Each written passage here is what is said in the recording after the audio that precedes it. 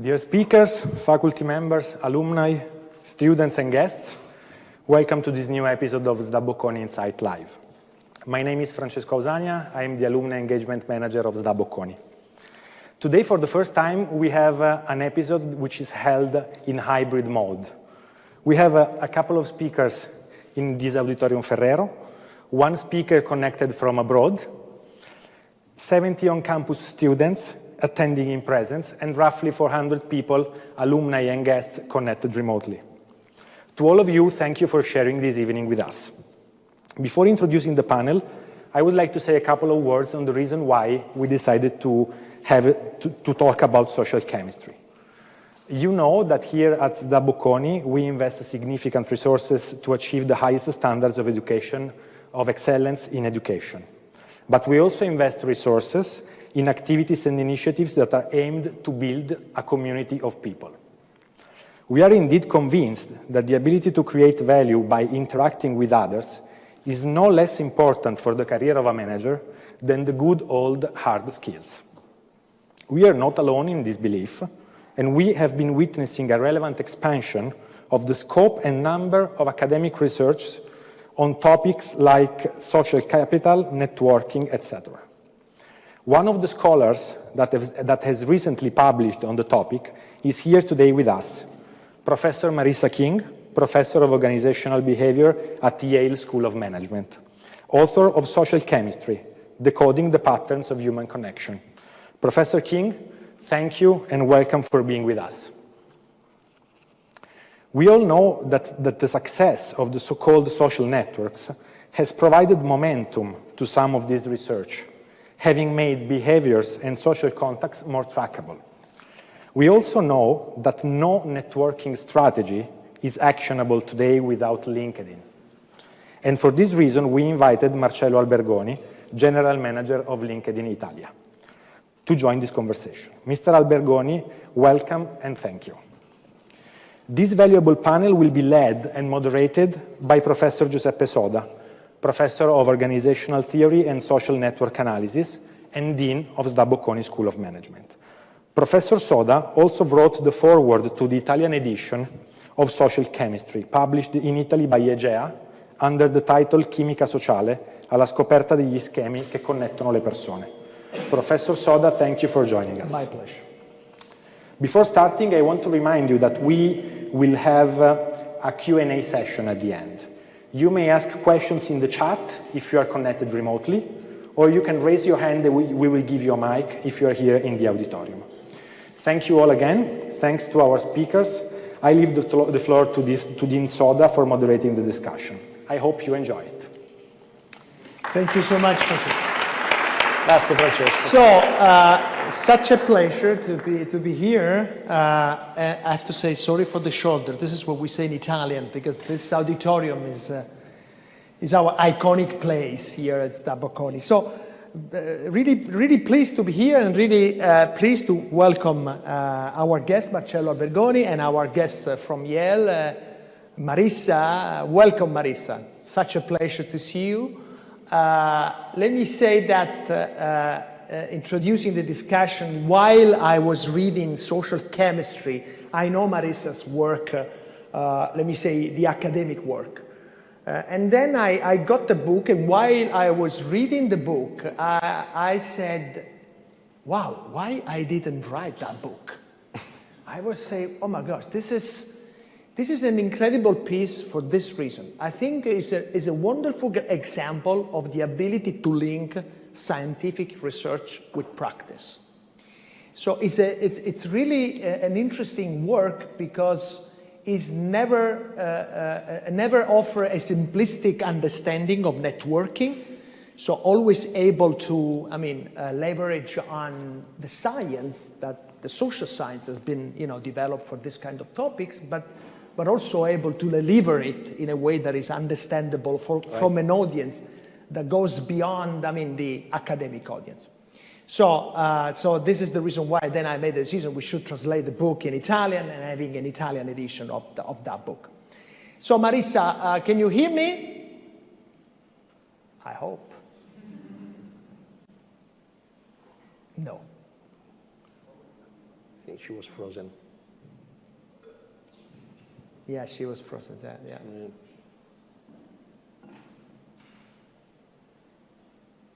So this is the reason why we love to stay all together here. Yes. So we are, now. I can freeze as well. I can stay. Marisa, can you hear? Can you hear me? No. No. We like the background, but.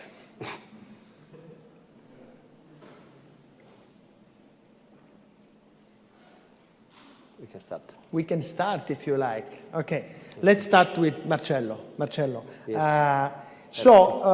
As Francesco said at the beginning, and by the way, we were so informally just chatting before starting, and today LinkedIn is really an incredible flat platform for networking. Let me say it this way. So just to share with us, can you summarize the key numbers of LinkedIn now? Number of users, all kind of statistics you can just share with us? Yeah, sure. A few numbers about LinkedIn. So first, it's correct that it is a platform to connect people with opportunities at massive scale. So it was born in 2003. And since then, we achieved 774 million members globally. Okay. Including 15 million members in our own country. And when I started the office in 2011, we had just a little bit more than 1 million members. So the network is growing at the pace of 3 new members per second. And every 15 seconds, there's a person that finds a job through LinkedIn. So These are crazy numbers that are explaining why it is more and more used as a platform, not only for, as in the past, finding a job, but also to create value for people and also for companies. We have 58 million companies that are using LinkedIn as active machines to attract talents, to promote their brand, to sell more, to create more marketing. Then we have 120,000 schools, including universities, and 38,000 skills that are certified, which can then be used by the members to update their profile and maybe find the job of their dream, their life. So to assess the competences and the skills of people, what people do? They do a self-assessment on the. There are also assessments that are certified by certain organizations that you then, when you receive the certification, you can use it and insert it into your profile. Okay. So another question is about the key assets.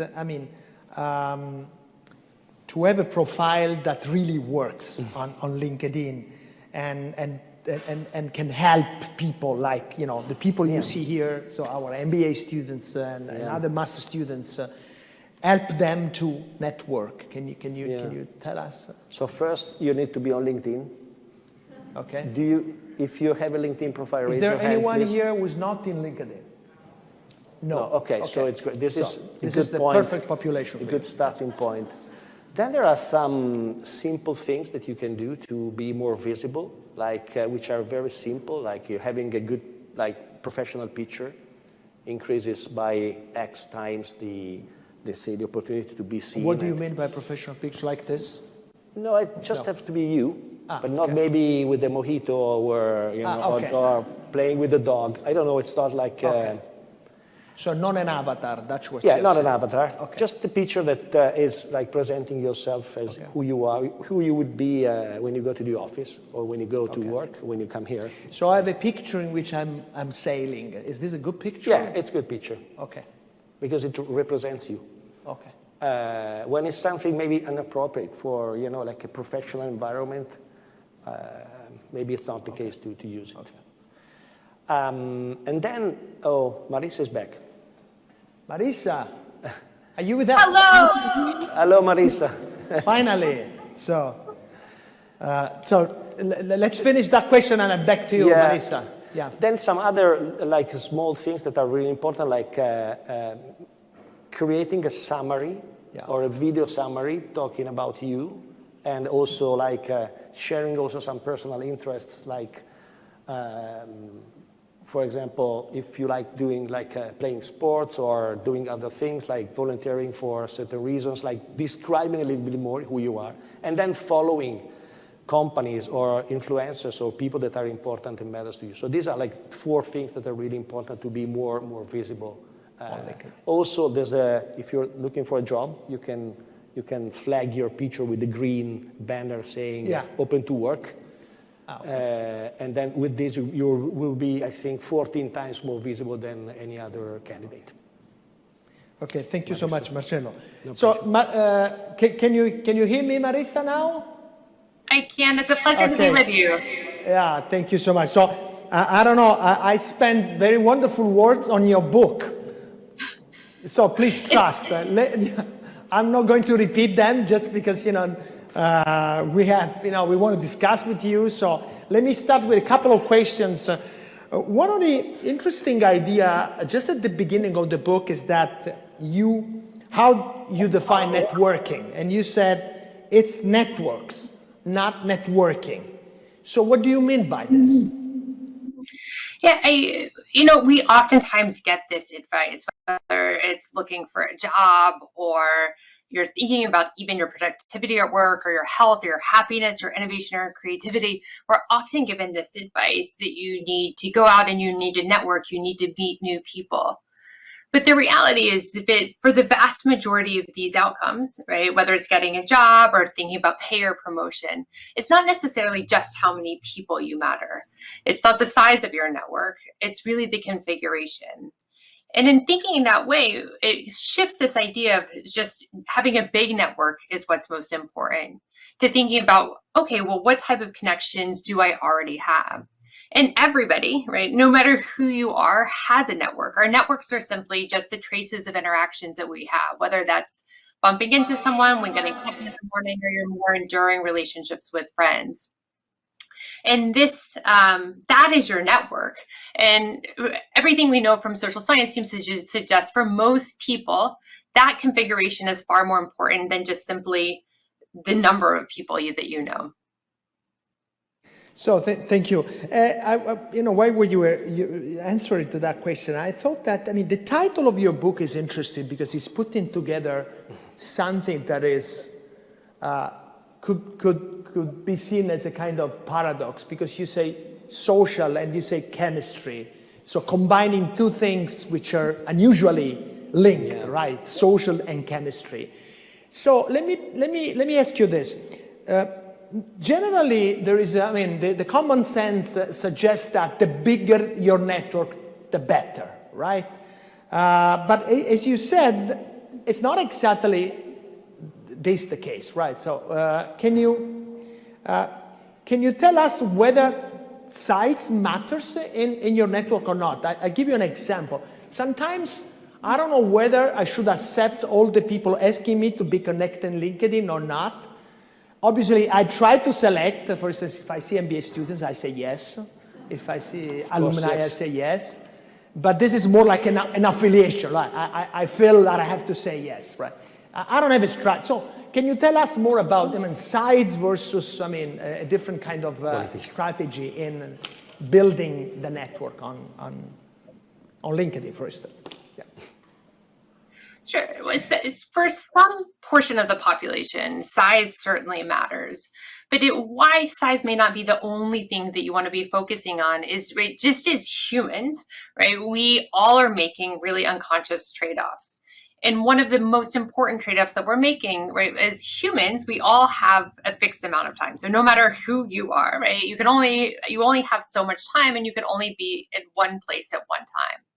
And because of that, we're oftentimes making unconscious choices about, right, do we want to know a smaller set of people and know them more deeply? And that, from a professional standpoint, can have rich reputational benefits. It can allow you to get more complex, deeper information. Or the alternative, right, is having a very large network where you know a lot of people. If you care about influence, if you care about visibility, if you care about sourcing new customers, size can certainly be important. But the key is to realize that there are important trade-offs And that most of the time, most people are making these decisions unconsciously. So most people's network is determined by what it looks like, right? By when they drop their kids off for school, or where they work, where they sit in the office, what type of neighborhood they live in.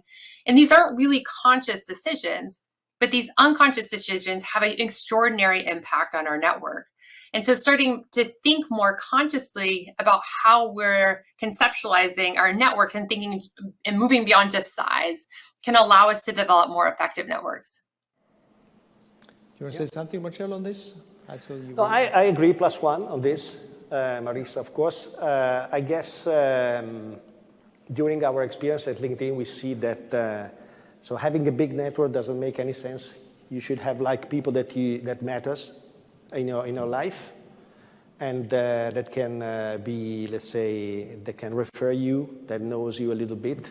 Like accepting everyone is not a good thing. Then people are like, for example, complaining because they have not good things they read in their feed, and it happens also because you not have a good network. And so the advice is to sometimes clean the network and keep only the ones that you want to work with.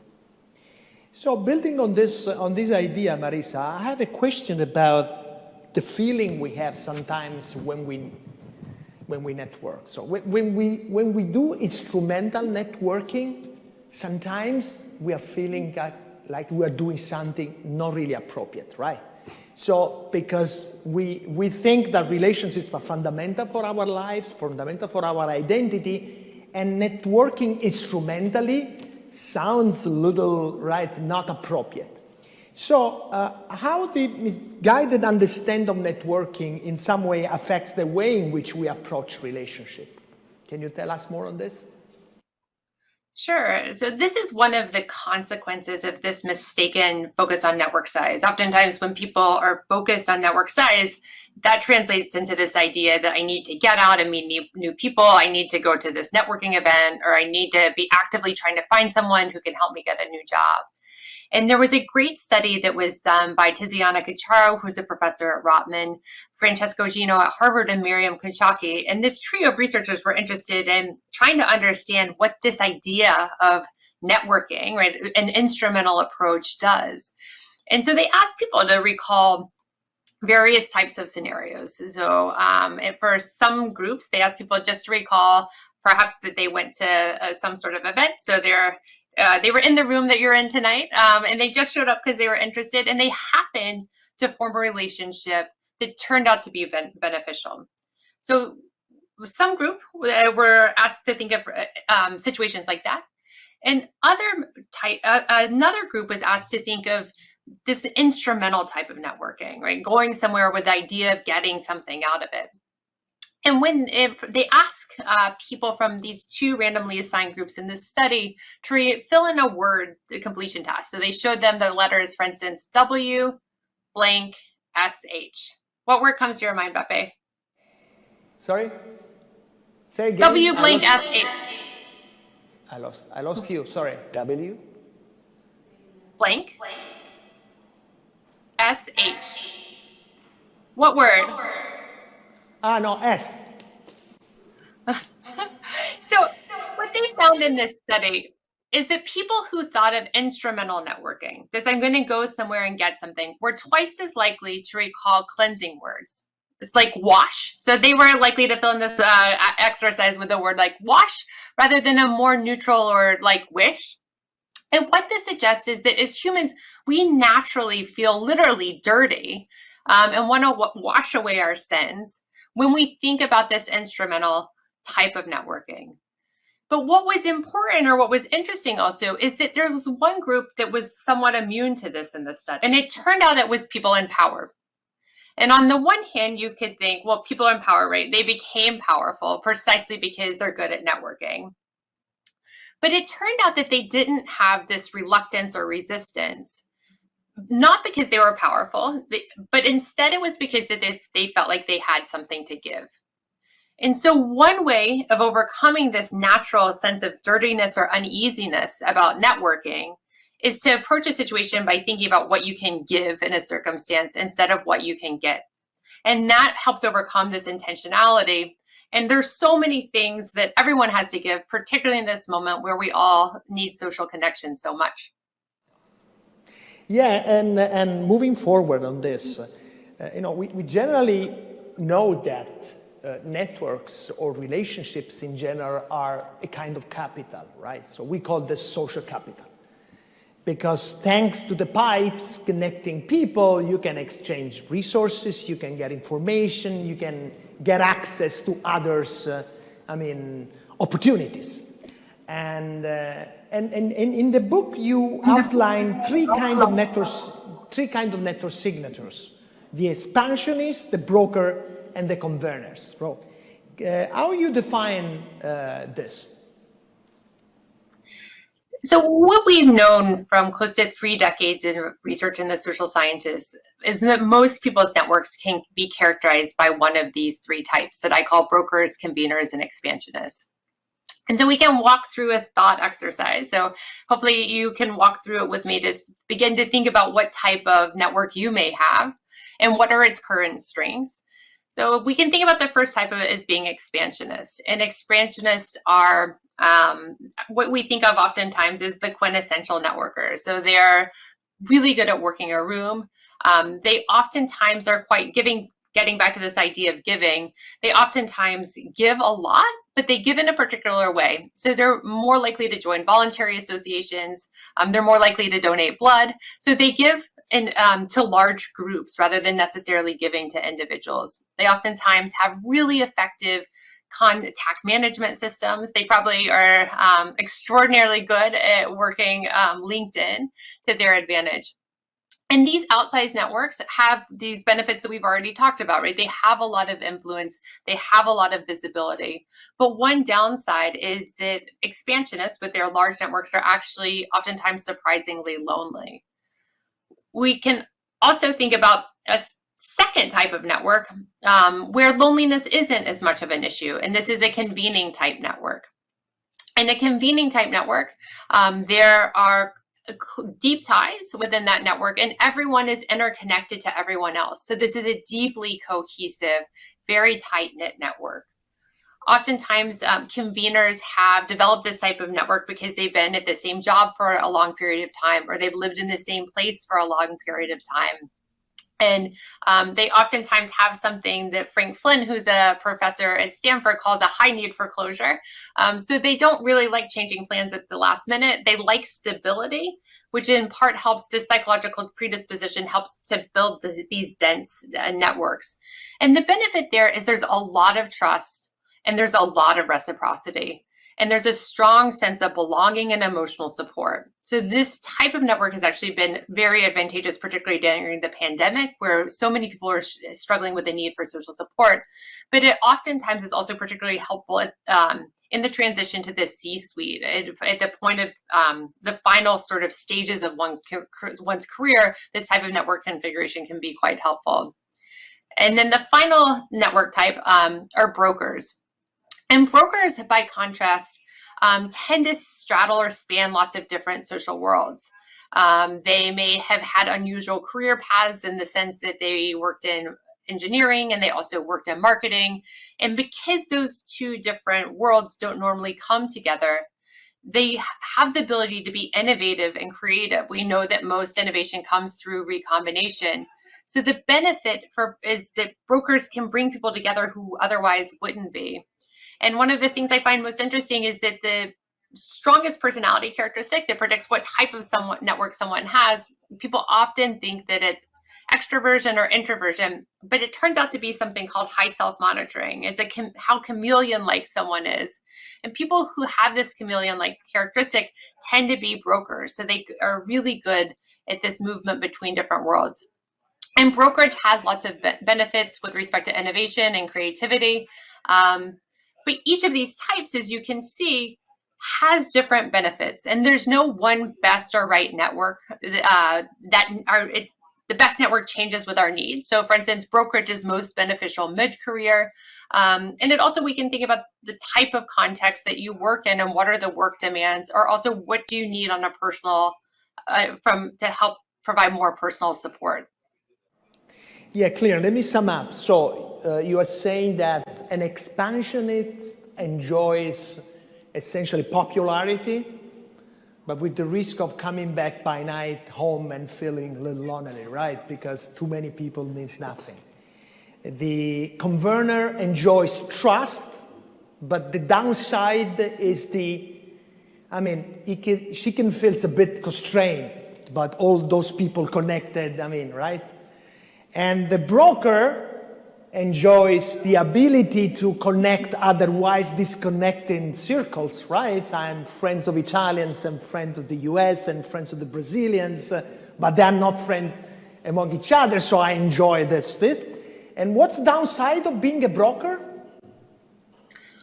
There are lots of reputational risks. I'm a broker. And the downside is that they're oftentimes greeted with suspicion. So are you not a part of this? And also they oftentimes experience role strain or competing demands. So lots of people are asking different things of them. So there can be a large psychological strain associated with that type of network. So it's a kind of stressing kind of life, right? Right. So now think about our students here and their network on LinkedIn. How can our students figure out the type of network signature they have?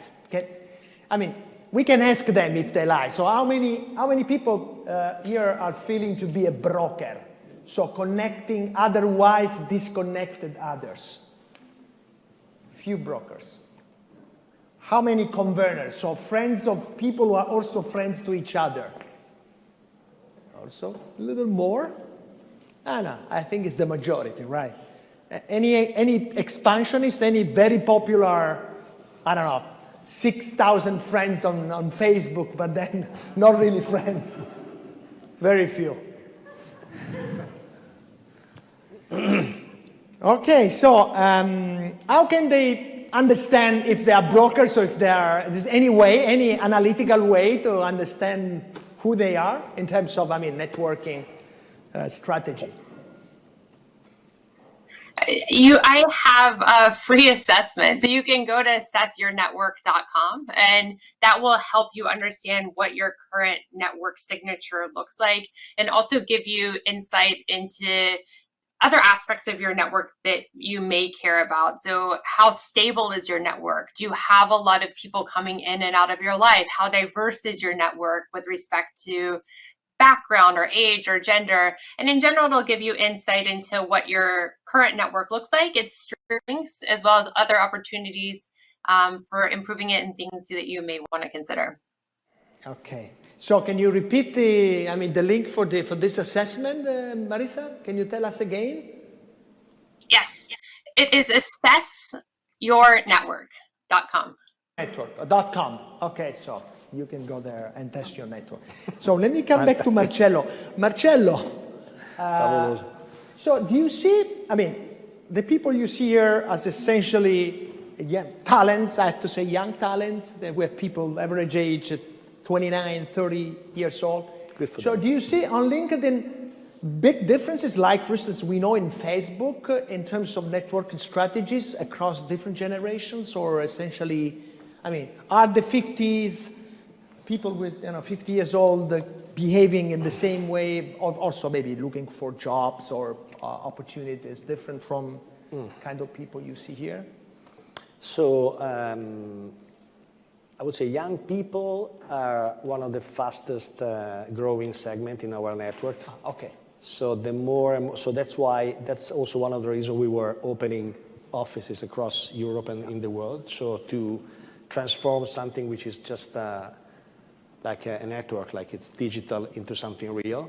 Okay. And to educate. So we're partnering with like the Bocconi University since many years and many other organizations to help like students and people looking for a job to be on LinkedIn. So I think there is a difference. So to reuse Marisa's word, I think at the beginning, students should be expansionists on LinkedIn, okay. Maybe trying to connect to more people at the beginning, or following more companies or more brands. If I look at the other side, so on people over 50 or over 45, sometimes they're not even on LinkedIn. So they have different problems. So they're not like well equipped in terms of digital skills to understand.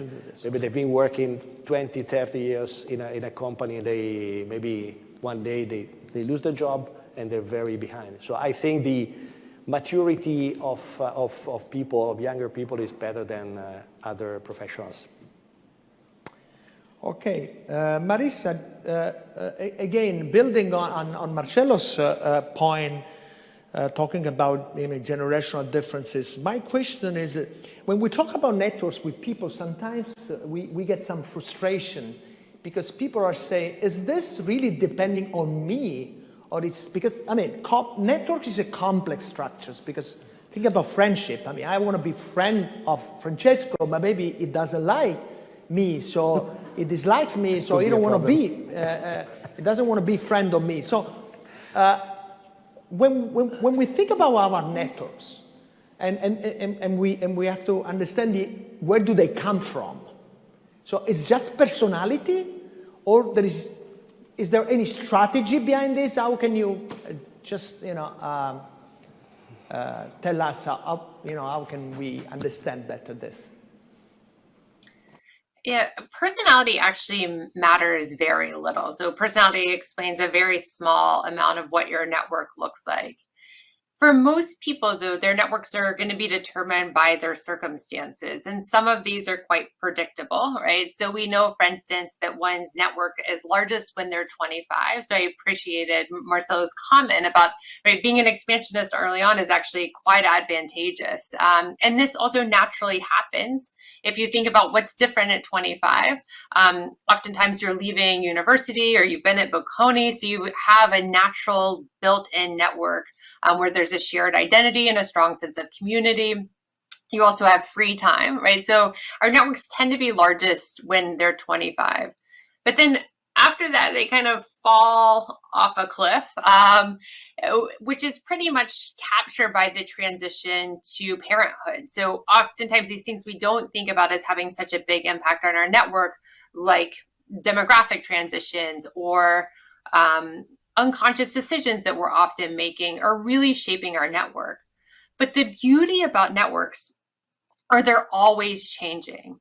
So we know, for instance, after just 2.5 years, more than half of non-family members will disappear from your network or your life. So our networks are naturally always changing.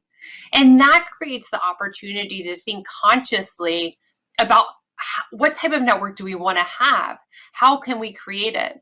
And our networks are really made in the moment. So by thinking about, if you need a more convening-like network, how can you develop that? And how can you change your behavior? You can begin to change your network. You want to say something on this, Marcello? I saw you. No, I agree on the topic that after parenting, probably or entering in the job, there's a decline, which is pretty natural. So again, thinking about where do they come from, what about gender? Do you see any systematic difference in the way in which men and women are networking and the resultant network structures? Yeah, in general, women and men's networks look fundamentally different. So women are far more likely than men to be brokers. Women tend to build networks where there's often a separation between their social life and their personal life. And this has some advantages. It helps a little bit with work-life balance. But what that means is that women tend to be brokers. It also means that women are essentially maintaining 2 networks instead of 1 network to get the same outcome. And while women tend to be, are more likely to be brokers, to have this disconnected type of network, they actually benefit less from it. Oftentimes they're penalized because brokers are seen as being strategic or agentic, and that really violates many stereotypes about the type of network a woman should have. So there was great research that was done by Brian Uzi that found actually the most advantageous network for a woman is quite different than a man's. So women tend to benefit from having a tight set of connections with women disproportionately represented. But within that tight-knit network, they have connections to diverse perspectives on the outside. So the most effective network is quite different for men and women. And also the types of networks that men and women, for instance, tend to build are quite different.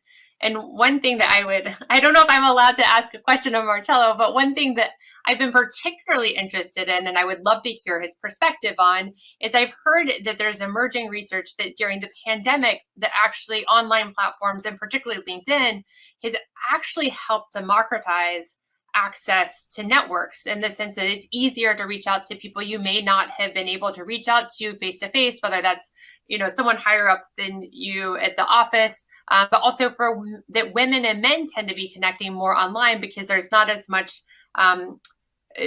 because it's easier in some ways to connect through that platform rather than face to face.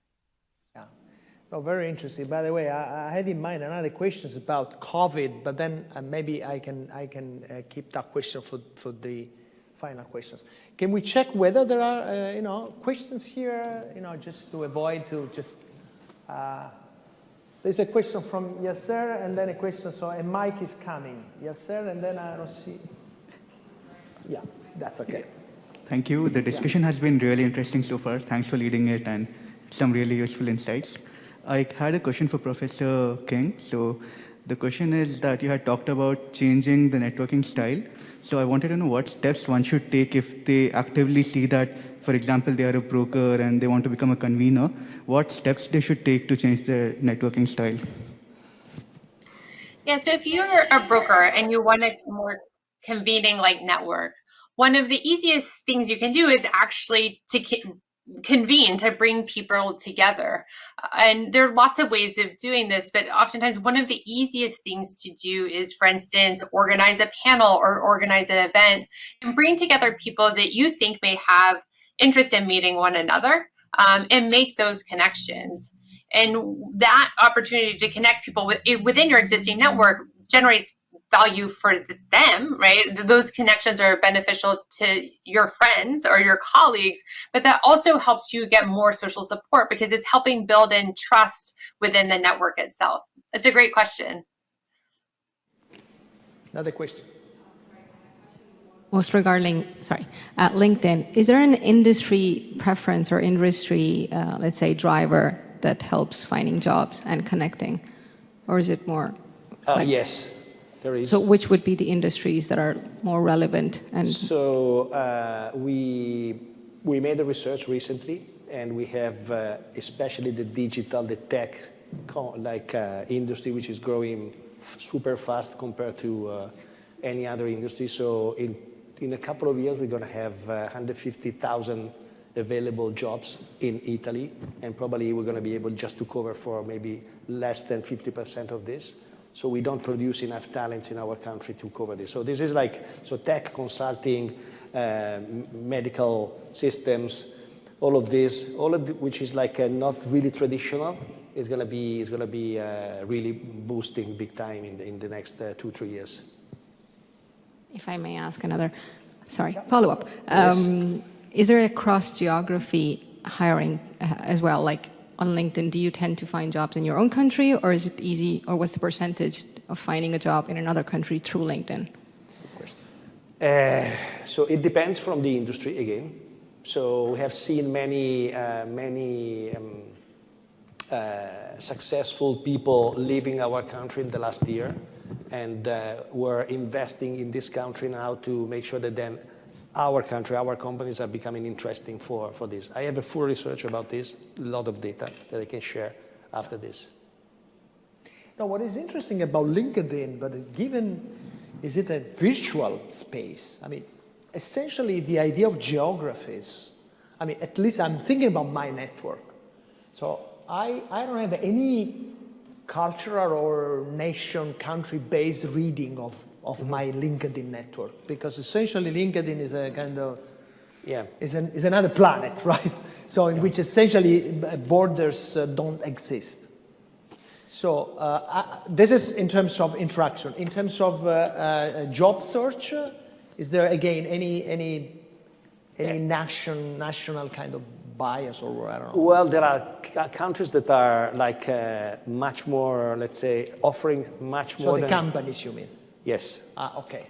And so what happens is that there's a system that we can use to analyze this that we give to companies, which is called LinkedIn Talent Insights, that helps companies and people also like leaders to analyze how the market is moving, and it keeps changing. So for example, there are some hidden gems, cities or countries that are producing more skills than other places, and also companies that are attracting more. The battle for talent is booming, and I can provide a super document regarding this, which is going to be old after 15 days because it keeps changing.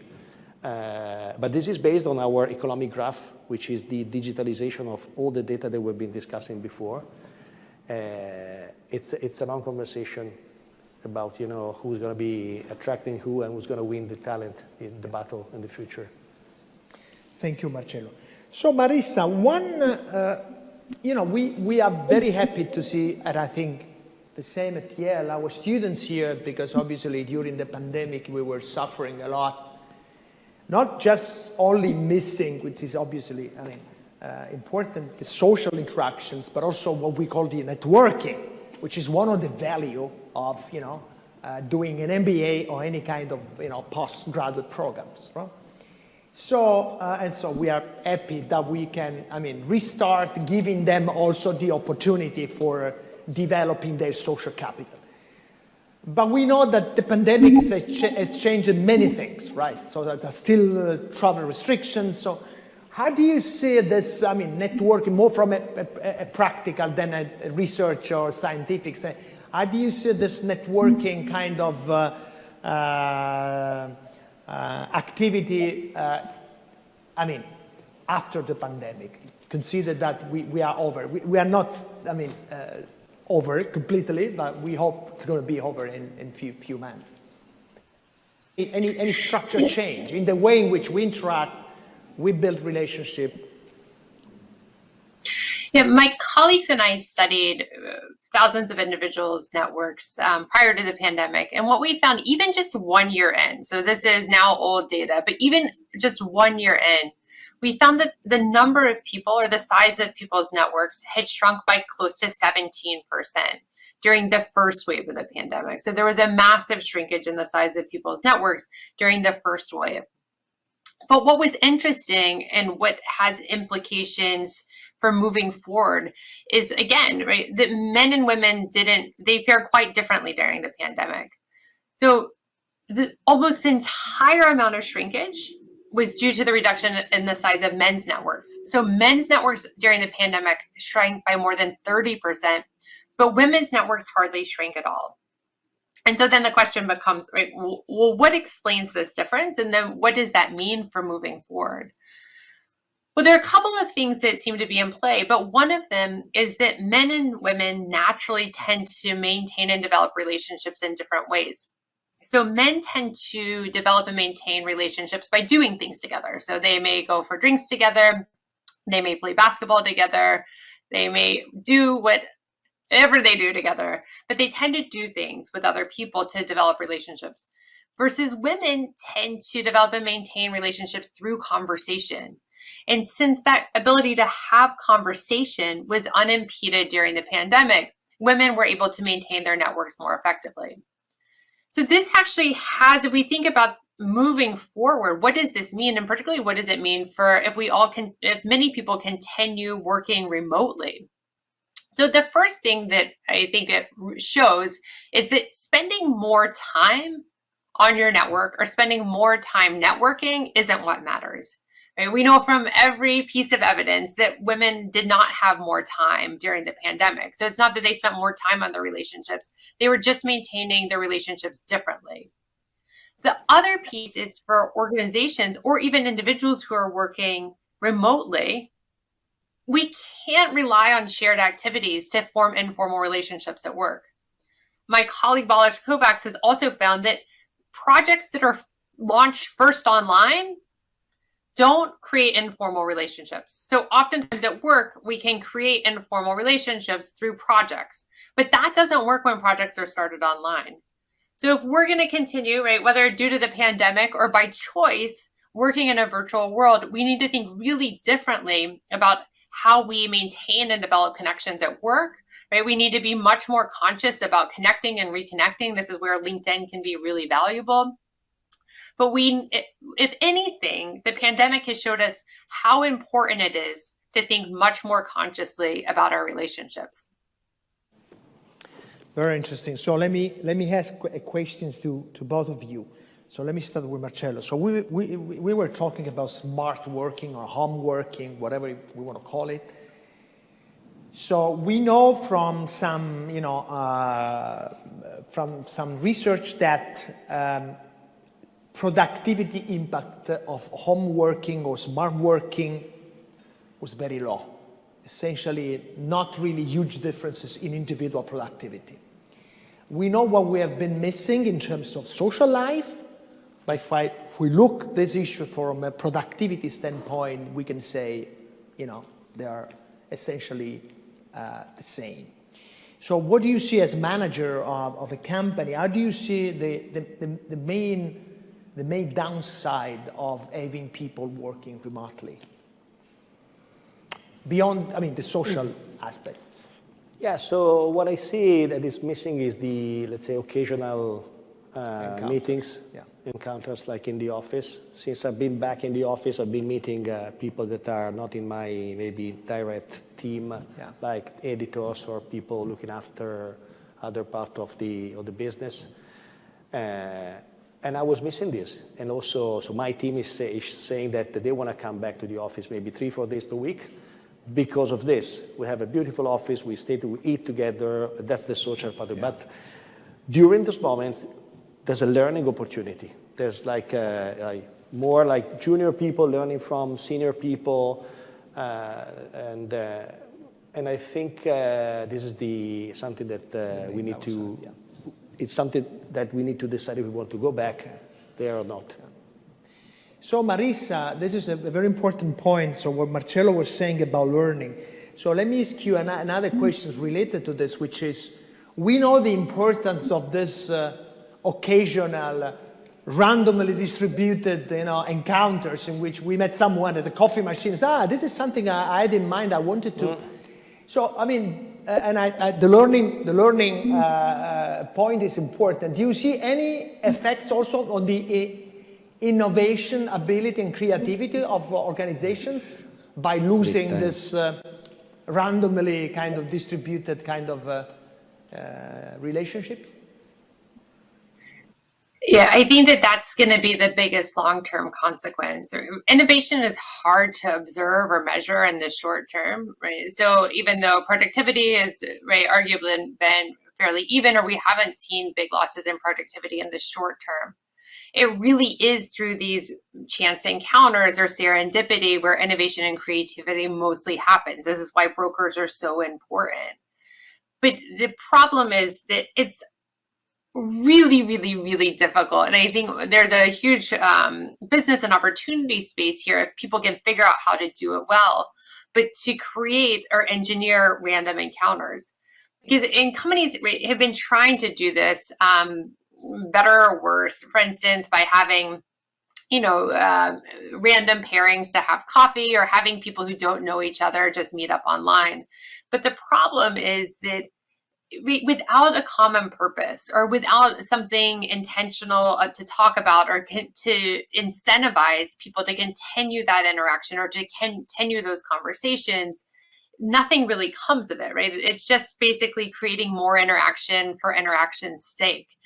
But it's really, really challenging. In some ways, this is the beautiful part or the exciting part about networks is this randomness that allows for innovation and creativity, but it's really hard to engineer. And it's almost, I would argue, it's almost impossible to do this well online, or at least there's not a good model for it that I've seen yet.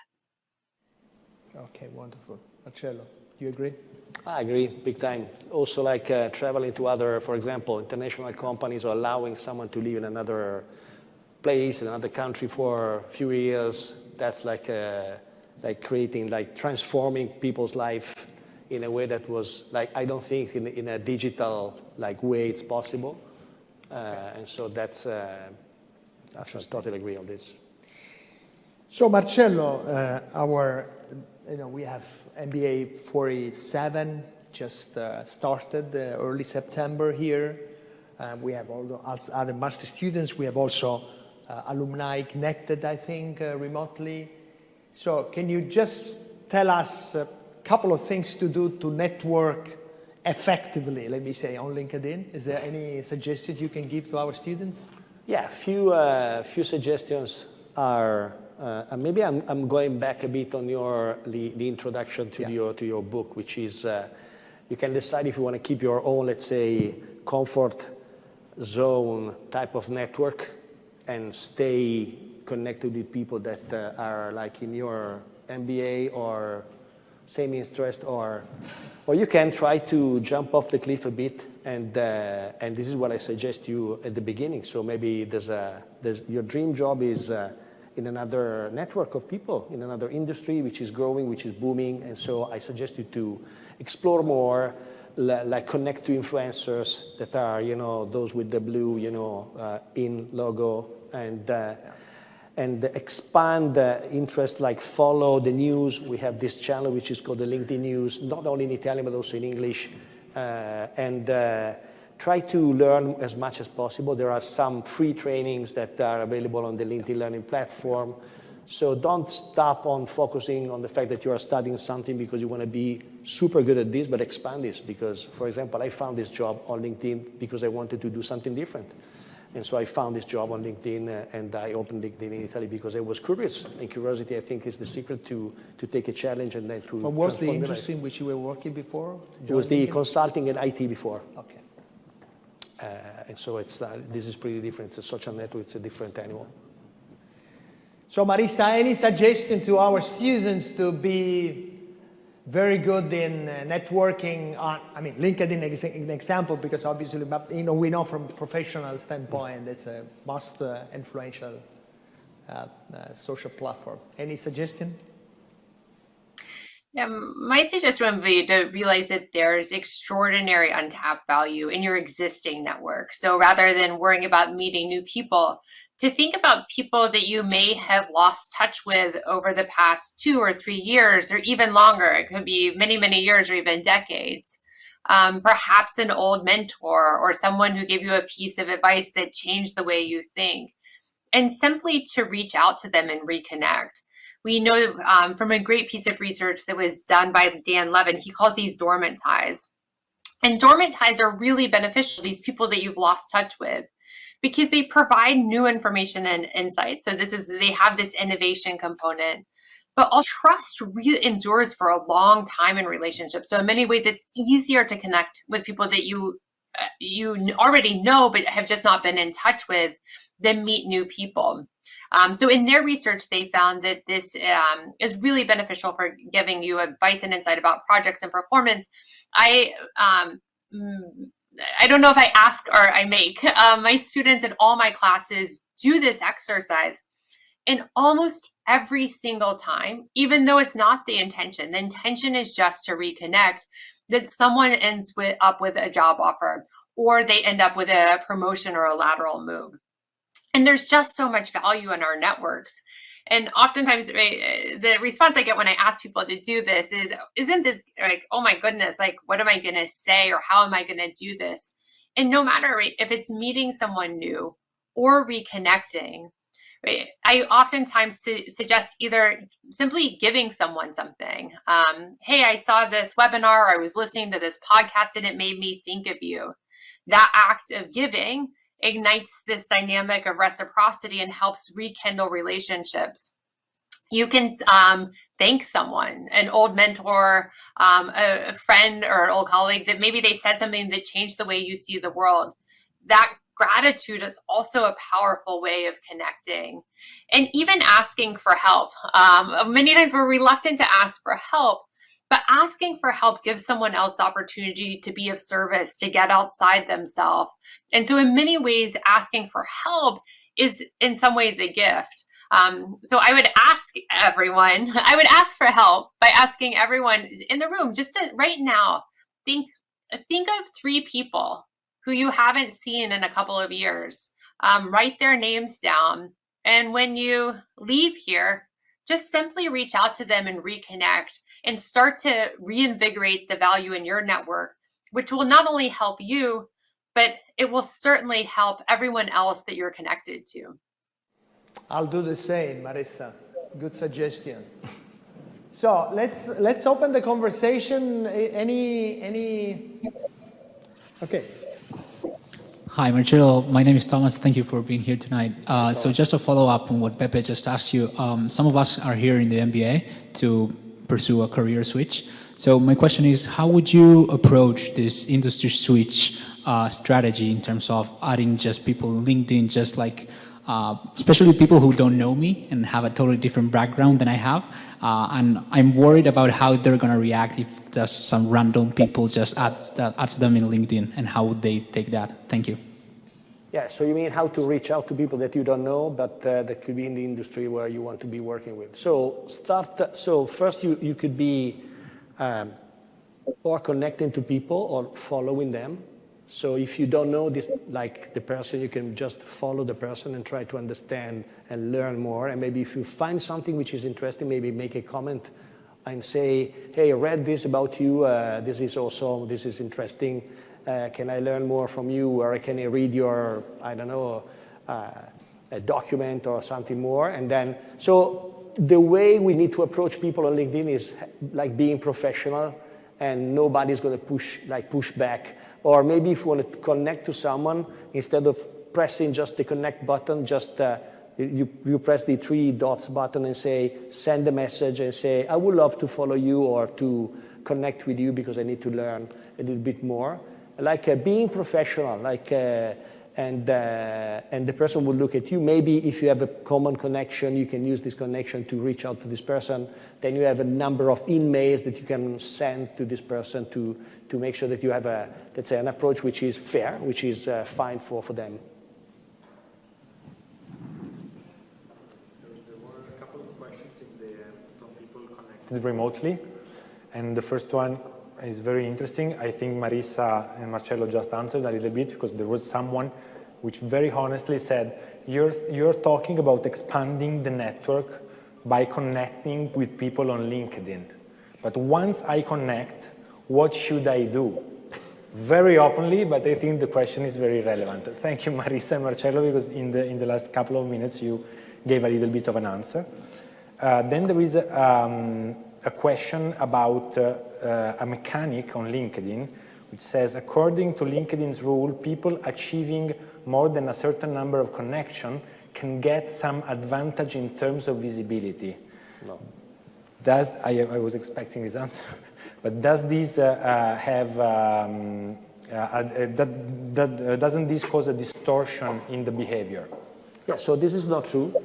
So if you have 1 million, so you will never get to have 1 million connections above. So up to a certain number is accepted. Otherwise, we call those people lions. And there's a message that, because generally people. What's the average number of connections on LinkedIn? I don't know. There was, I don't know, few. I don't remember honestly. But there's normally people that are expanding too much their networks is because they want to spam and maybe push for things that we don't want to find in our feed. And so after a couple of, let's say, red flags, then there's someone from the legal office sending you a letter and a couple of times, and then on the third time you're out of the network forever. So this is also a way that we use to keep the network clean, so to make sure that you can expand your network because you need to do something for the objective is to help you to be more productive and successful, and not to spam people with things that we don't need. So that's also like a big investment we're making every day to make sure that it's a trusted platform. And then there is another question which says, I learned over the years that right way to interact socially is strongly related with culture. With such cultural diversity as we have in the world, we can talk about a standard set of social behaviors that can be used globally. Do we have any kind of research about the behaviors which are more effectively cross-culturally? Marissa, interesting, right? Yeah, it's a great question. And it's also an astute observation, right? We know actually that networks look quite different across cultures. So in some places, for instance, in China, having a really dense convening like network, focusing on if you're trying to get a job, focusing on stronger ties is really important. Versus in many other places, most people find their job through weaker ties or people that they don't know as well. So there's certainly big cross-cultural differences in how networks work. But there are some commonalities that transcend culture. And most of these actually are rooted in our senses. So the way that we connect at a very physical level. We know also that the quality of our connections, though not just that feeling you get when you're in a conversation or connected with someone, when you just feel, it helps you feel a sense of positivity. That quality of interactions is really determined in our senses. So across cultures, making eye contact, for instance, standing at least 3 feet apart, we have actual norms about what's the appropriate distance to stand apart, are really, really critical. But what I often say, if I could give one superpower for being better at interpersonal relationships, and this applies no matter where you live or what you do, that if I had one superpower, it would be listening. And being an effective listener is actually quite difficult. If you ask most people, if you survey people, 95% of people will tell you that they're a good listener. But if you've ever worked in an organization or even been at home with a family, right, you probably know that most people aren't that great at listening. But across cultures, across age groups, people desperately want to be seen and heard. So if you can give them the space by simply listening, no matter where you are, that is the most effective way, arguably, of creating a sense of connection. And so in many ways, the most important thing to do is just to not do anything at all. If you don't know what to do, just try to give people a little bit more space and really listen with curiosity and an open mind to what they have to say. And no matter where you are, that will serve you well. Thank you so much. So we're running out of time. Just one final thought that I would like to understand your point on this. I know this is a long discussion, and it's not about networking, whether instrumentally or not. We live in a networked world, and the technology just helped us in amplifying incredibly the contacts and the possibility we have to get in touch with people.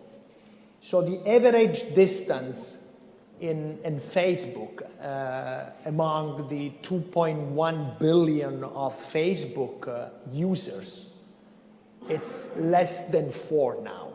So if I get randomly two persons, one in Argentina and another one in Australia, and I count the average intermediates between these two people is less than 4, while we, in the 16, the degrees of separation were 6, remember, Marisa? So this means that the world is incredibly small, but also incredibly risky.